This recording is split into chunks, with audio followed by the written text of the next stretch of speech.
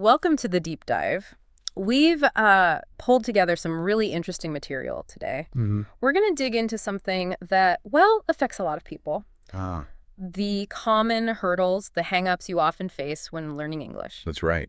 And our goal here isn't just to list the problems you might encounter. Oh, no. We've looked at the material to find, practical ways, real strategies to actually get past them, sort of find the clearest path through those common sticking points. And this deep dive, it really is for you. Maybe you're just starting your English journey, or maybe you've hit a wall, feel a bit stuck. Yeah. We want to shed some light on why things feel tough and, crucially, how you can move past that. Make learning feel less like a struggle, more like, well, progress. Okay, so let's unpack the first big one that came up again and again in the material. Yeah. Over-translating. Over-translating, right. It sounds simple, but what does that actually, look like when someone's doing it? Well, it's basically that habit of thinking out the whole sentence in your native language first. Ah, okay. And then trying to swap each word one by one into English. So you're kind of forcing English words into the grammar rules of your own language. Exactly. And the material we looked at really highlighted why that's such a problem. English just has its own way of doing things. Right. Its own rhythm, its own phrases. Yeah, even simple ideas often get expressed differently. And you end up with sentences that, okay, they use English words, but they sound clunky. Yeah. Or maybe even confusing. Definitely. And it slows you right down. It's like doing 2 mental steps for everything you want to say. It must be exhausting. It really can be. The classic example that came up was saying, I am hungry. In Yeah. lots of languages, you might literally say something like, me hungry, or have hunger. Uh-huh. If you just swap those words, you get something awkward. Someone might figure it out eventually, but, Yeah. well, the material stressed how much smoother things are if you can start thinking directly in English. Okay, the million-dollar question then. Yeah. How do you actually stop doing that? How do you train your brain? Well, one piece of advice that kept coming up was immersion, but specifically active immersion. Active immersion, so not just like having English TV on in the background. Exactly, not passive. One source had this really simple practical idea. Just mentally narrate your day in English. Oh, interesting. Like talk yourself through what you're doing. Yeah, start really small, like when you're making coffee. Think, Right. I'm getting the mug, I'm boiling water, now I'm pouring the water. Mm. It feels almost silly at first, but it forces your brain to link the action, the object, directly to English words. You skip that translation step. That's actually a great tip. You can do it anywhere, right? No special equipment needed. Just building those direct links.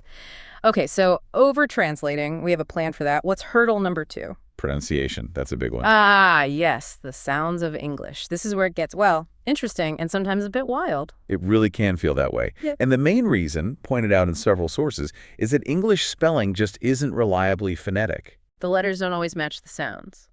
Yeah, that's famous, isn't it? It really is. Yeah. I mean, think about those examples one article used: through, though, and thought, Right, look similar. but sound totally different at the end. Or the off combination. You've got rough, cough, dough, plow, same letters, 4 different sounds. Wow. Yeah, when you put it like that, no wonder it's tricky. I think I saw a stat mention something like 60% of learners find pronunciation really challenging. And it makes perfect sense. English has, around 44 unique sounds, but only 26 letters to represent them. So Right. letters had to do double, triple duty. That creates the confusion. So, okay, listening more is always good advice, but did the sources offer any specific techniques to get better? Yes, definitely. 2 main things stood out. First, listen a lot, but to clear spoken English, you can pause and replay podcasts, videos, apps. And second, try shadowing. Shadowing, what's that involve? You listen to a very short clip, maybe just a sentence. Then you immediately try to copy the speaker. Exactly. Not just the words, but the rhythm, the intonation, the way sounds link together. Like being their echo, almost. Sounds intense. It can be, but it's super effective.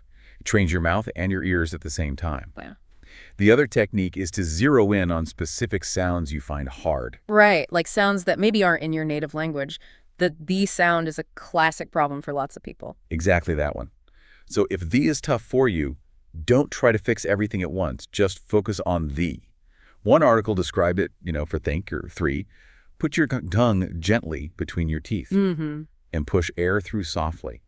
Practice just that. Maybe even exaggerate it a bit at first until it feels more natural. Break it down. Makes sense. Tackle one sound at a time. Okay, so from sounds to words. The next challenge feels like it's about having a limited vocabulary. right. Getting stuck using the same few basic words over and over. Yeah, relying too much on things like good, bad, nice, big, small.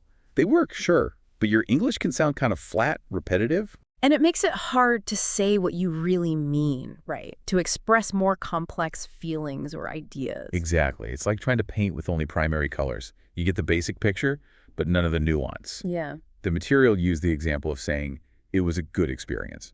Okay, simple enough. But compare that to having words like fantastic or incredible or memorable. Right. It was an incredible experience. Totally different feeling. Much stronger, much more precise.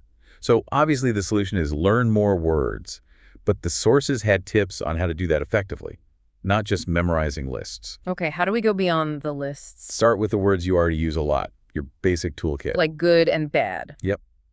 Identify those and then actively look for synonyms, alternatives. So make a point of finding other ways to say good. Yes, and one really practical tip was set a tiny goal. Learn just one new synonym each day.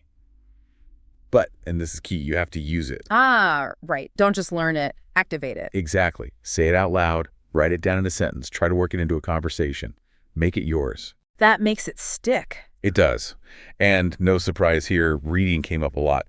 But active reading, when you see a new word, don't just gloss over it. Stop. Look it up. Look it up, understand it in context, and then, yeah, make an effort to use it yourself later. So reading becomes like active vocabulary training, connects back to that active immersion idea. Okay, vocabulary building seems doable like that. What's challenge number 4? Grammar anxiety. Ooh, yeah. The fear of making mistakes with all those rules, that can be paralyzing. It really can. You get so focused on getting every little thing right, the verb tense, the article, the preposition, that you just freeze. And the research mentioned showed nearly 40% of learners feel this grammar. Fear holds them back from actually speaking. So you're busy crafting the perfect sentence in your head, and meanwhile, the conversation's moved 3 steps ahead. That sounds incredibly frustrating. Totally. And this is where the material really suggested a shift in thinking. What's the main point of language? Communication. Getting your idea across. Exactly. Not sounding like a grammar textbook. And here's the thing. Native speakers make mistakes too. All the time. That's true. Perfection isn't the goal. Communication is. So the advice isn't get perfect grammar first. It's more like, just talk, even with mistakes. Pretty much.